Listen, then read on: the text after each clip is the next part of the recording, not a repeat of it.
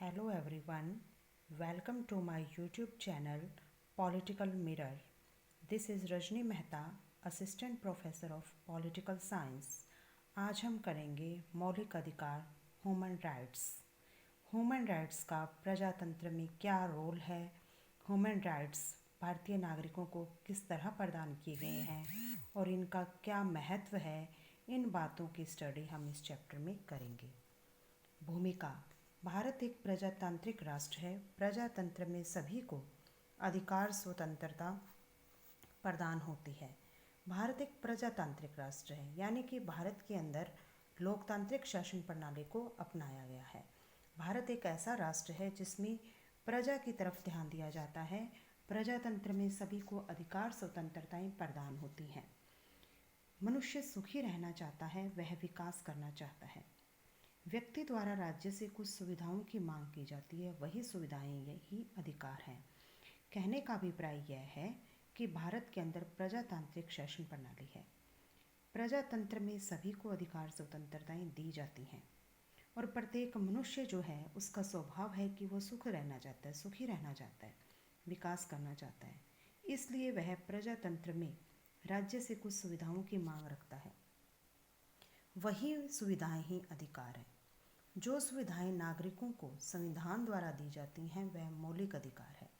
जैसा कि मैंने आपको बताया कि सुविधाओं की मांग की जाती है, यानी कि हम लोग भी कुछ ना कुछ अपने बड़ों से, पेरेंट्स से सुविधाएं चाहते हैं। वही सुविधाएं क्या हैं, अधिकार बन जाती हैं। और जो सुविधाएं नागरिक संविधान द्वारा दी जाती हैं नागरिकों को, उन्हें मौलिक अधिकार कहा जाता है। अमेरिका प्रथम देश था जिसका संविधान लिखित था, जिसमें नागरिकों के अधिकारों का वर्णन किया है। यानी अमेरिका पहला देश है जिसने अपने नागरिकों को मौलिक अधिकार दिए। विश्व में शायद ही कोई ऐसा देश होगा जिसमें मौलिक अधिकारों का वर्णन ना किया हो। यानी कि विश्व में प्रत्येक प्रजातांत्रिक राष्ट्र हैं जिन्होंने मौलिक अधिकारों का वर्णन किया है। भारत के संविधान निर्माताओं ने संविधान के 3रे अध्याय में नागरिकों के लिए मौलिक अधिकारों का वर्णन किया है। हमारे भारत का जो कॉन्स्टिट्यूशन है उसके चैप्टर 3 में नागरिकों के लिए मौलिक अधिकारों का वर्णन किया गया है। प्रत्येक नागरिक को भारत में मौलिक अधिकार प्रदान किए गए हैं। अर्थ। अब हम बात करेंगे मौलिक अधिकारों के अर्थ की। क्या मीनिंग है मौलिक अधिकारों का? लॉस्की ने अपने डेफिनेशन में कहा है, अधिकार सामाजिक जीवन की वह दिशाएं हैं जिनके बिना व्यक्ति अपने जीवन का पूर्ण विकास नहीं कर सकता। यानी अधिकार, सुविधाएं जो हमें समाज में रहते हुए हम अधिकार या मांगों की बात करते हैं, जिनके बिना हमारा विकास नहीं हो सकता।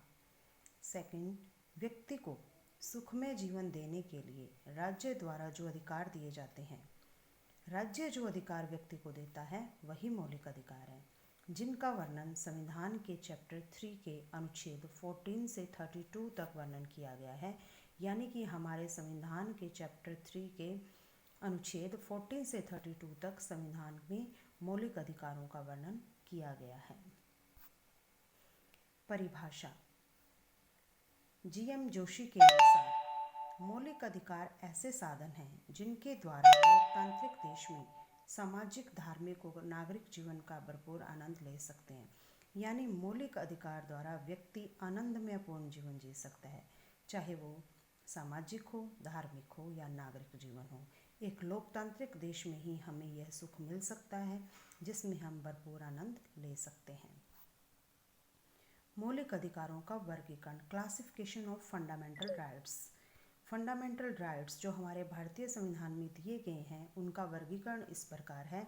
हमारे भारतीय नागरिकों को 6 प्रकार के मौलिक अधिकार दिए गए हैं, जिसमें पहला है समानता का अधिकार, अनुच्छेद 14 से 18।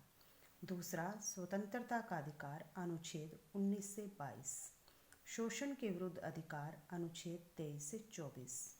धार्मिक स्वतंत्रता का अधिकार, अनुच्छेद 25 से 28। संस्कृति और शिक्षा का अधिकार, अनुच्छेद 29 और 30। संवैधानिक उपचारों का अधिकार, अनुच्छेद 32। सीक्वेंस वाइज मैंने आपको अधिकारों का वर्णन किया, जिसमें सीक्वेंस वाइज 14 से 32 तक मैंने आपको क्लियर करवाया। आपको पहले समानता का अधिकार करना है, जिसमें अनुच्छेद 14, 15, 16, 17, 18 का अलग अलग से विवरण करना है। जिसमें 14 में कहा गया है कानून के समक्ष समानता। 15 में कहा गया है सामाजिक समानता, 16 में अवसर की समानता, 17 में छुआछूत का अंत और 18 में उपाधियों का अंत। यानी कि कानून के सामने सब व्यक्ति बराबर हैं। समाज के अंदर किसी के साथ कोई भेदभाव नहीं किया जाएगा। छुआछूत का अंत कर दिया गया है और उपाधियों का भी अंत कर दिया गया है, सिवाय शिक्षा और सेना को छोड़कर। स्वतंत्रता का अधिकार, अनुच्छेद 19 में व्यक्ति को 6 प्रकार की स्वतंत्रताएं दी गई हैं। व्यक्ति कहीं भी घूम फिर सकता है, अपना निवास स्थान बना सकता है, व्यवसाय कर सकता है, समुदाय बना सकता है, भाषण दे सकता है, उसे पूरी छूट है, लेकिन संवैधानिक साधनों द्वारा। उसे कहीं भी ऐसी बातें नहीं करनी जो कि समाज या व्यक्ति के हित के लिए खतरा बन जाए। अनुच्छेद 20 कहता है अपराध की दोष सिद्धि में संरक्षण। अगर किसी व्यक्ति को अपराधी घोषित किया गया तो उसे अपनी सुरक्षा में बोलने का अधिकार है। अनुच्छेद 21 प्राण और जीवन की स्वतंत्रता, जिसमें व्यक्ति अपने प्राणों की रक्षा करने का खुद अधिकारी है। अनुच्छेद 21 ए में शिक्षा का अधिकार दिया गया है, जिसमें प्रत्येक माता पिता का कर्तव्य है कि बच्चों को शिक्षा दिलाए। अनुच्छेद 22 बंदीकरण की अवस्था में संरक्षण। अगर किसी व्यक्ति को बंदी बना लिया गया तो उसे अपने हक में गवाह वकील करने का अधिकार है। नेक्स्ट, शोषण के विरुद्ध अधिकार, अनुच्छेद 23 और 24। अनुच्छेद 23 कहता है कि किसी भी ऐसे बच्चों से कार्य नहीं कराना जो जबरदस्ती कराया जाए, उसे बेगार प्रथा नहीं लेनी। 14 साल के कम बच्चों को कारखानों में कार्य नहीं करवाया जाएगा। धार्मिक स्वतंत्रता का अधिकार, अनुच्छेद 25 से 28, जिसमें 25 में कहा गया धर्म, किसी भी धर्म को मानने की छूट है। 26 में कहा गया है किसी भी धार्मिक कार्य को करने के लिए चंदा इकट्ठा कर सकते हैं। अनुच्छेद 27 में कहा गया है किसी भी धार्मिक संस्था को खोलने की छूट है, प्रबंध कर सकते हैं। और अनुच्छेद 28 में कहा गया है कि किसी भी राजकीय शिक्षण संस्थान, गवर्नमेंट इंस्टीट्यूट में धार्मिक शिक्षा नहीं दी जाएगी। संस्कृति और शिक्षा का अधिकार, अनुच्छेद 29 और 30।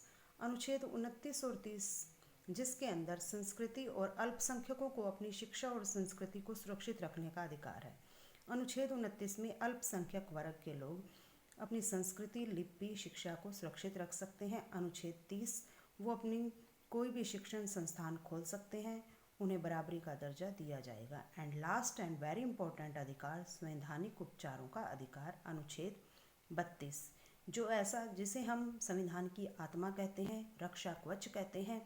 अगर ये सारे मौलिक अधिकार, इनमें से किसी भी अधिकार का हनन होता है, कोई सरकार करती है, वर्ग करता है, पार्टी करती है, तो इस लास्ट अधिकार का सहारा लेकर हम न्यायपालिका में जा सकते हैं अगर किसी भी मौलिक अधिकार का हनन हो। अनुच्छेद 32 हमें यह अधिकार देता है कि हम न्यायालय का दरवाज़ा खटखटा सकें। इसमें 5 लेख जारी किए गए हैं जिनका सहारा लेकर हम जा सकते हैं, जैसे बंदी प्रत्यक्षीकरण लेख, उत्प्रेषण लेख, प्रतिषेध लेख, अधिकार परीक्षा लेख, जिसमें कोई भी व्यक्ति अगर हमें गलत तरीके से बंदी बनाता है या फिर हमारे अपने अधिकारों का गलत प्रयोग करता है तो इन लेखों का प्रयोग कर हम जा सकते हैं। तो ये जो मौलिक अधिकार हैं इनके बारे में मैंने आपको डिटेल में बताया। नेक्स्ट वीडियो में हम आगे के क्वेश्चन पर चर्चा करेंगे।